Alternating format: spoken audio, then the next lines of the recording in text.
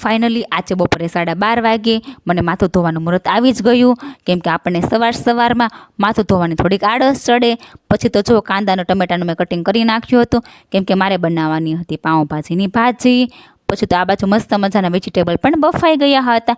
પછી તો શું આપણે ગરમ તેલમાં માર્યો સીધો લસણનો વઘાર. પછી ઉપરથી કાંદા અને ટમેટા નાખી દઈશું. પછી આપણે બધા મરી મસાલા નાખી દઈશું. તો રેડી છે લાલ ચટાકેદાર ભાજી.